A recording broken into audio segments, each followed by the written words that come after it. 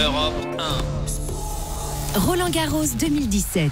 Le journal de Roland-Garros avec vous, Corinne Boulou. Bonjour Corinne. Bonjour Thomas, bonjour à tous. Kristina Mladenovic en quart de finale aujourd'hui pour l'histoire. Et elle ne sera pas seule, les Françaises en force à Roland-Garros. Oui, Caroline Garcia rejoint en quart de finale son ex-partenaire de double, avec qui elle avait remporté le trophée à Roland-Garros l'an passé. Retrouver deux Françaises parmi les 8 meilleures, ce n'était pas arrivé depuis près d'un quart de siècle, Thomas. En 94, Marie Pierce et Julie Allard faisaient partie, des 8 dernières joueuses à pouvoir prétendre au titre.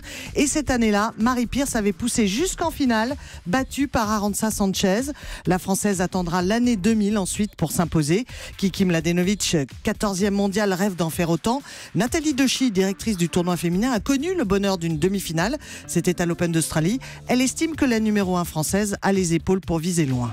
Ce que je trouve intéressant, c'est qu'elle a une expérience, elle a déjà fait un quart de finale, donc elle sait déjà à quoi s'attendre. Elle a été plusieurs fois en finale de double, donc elle sait aussi ce que c'est les fins de tournoi et arriver sur des matchs qui sont des matchs hyper importants. Et puis elle l'a géré aussi en Fed Cup, parce qu'une finale de Fed Cup à domicile, ça ressemble aussi en termes de nervosité à des derniers tours en Grand Chelem. Tout ça fait qu'elle a de l'expérience, même si elle est novice ici à Roland-Garros, et elle va l'utiliser forcément sur cette fin de tournoi. Et ce tableau féminin déserté par les vainqueurs de Grand Chelem ouvre bien des perspectives. Il y a un truc à jouer quand même. Bon, en attendant, il faudra quand même se débarrasser de l'adversaire du jour, la Suissesse Timea Bacsinszky, qui est une fille formidable. Oui, demi-finaliste il y a 2 ans, la Suissesse qui a été serveuse dans un hôtel en Suisse, il y a quelques années d'ailleurs, est aujourd'hui 31e mondiale, mais top 10 l'an passé. Elle a perdu du terrain en raison d'une blessure au poignet à la fin de l'hiver.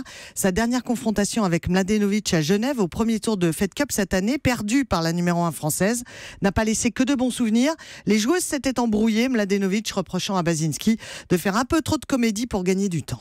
Le chiffre du jour, 1, 2, 3, 3. Comme le nombre de championnes du monde junior encore présentes dans le tableau féminin, la Roumaine Alep, sacrée en 2008, Mladenovic en 2009 et l'Ukrainienne Svitolina en 2010. Au programme, les premiers quarts de finale aujourd'hui, si Laurent Cabrol ne vient pas semer le bazar avec sa météo et contrarier la programmation, évidemment. C'est ça, le duel Mladenovic-Bacsinszky est prévu dès 14h sur le Châtrier.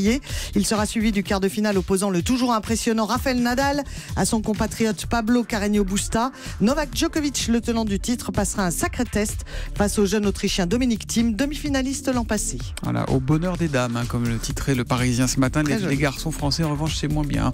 Attention, début des matchs à 14h. On est en deuxième semaine à Roland-Garros. On vous retrouvera donc dès 14h dans tous les flashs et toutes les demi-heures avec Christophe Lamarre pour nous faire vivre ce Roland-Garros. Merci et à demain, Corinne. À suivre, c'est Nicolas Canteloup. Oui, c'est à 8h41. Bah, c'est ça. Oui, dans un instant. 6h30, 9h.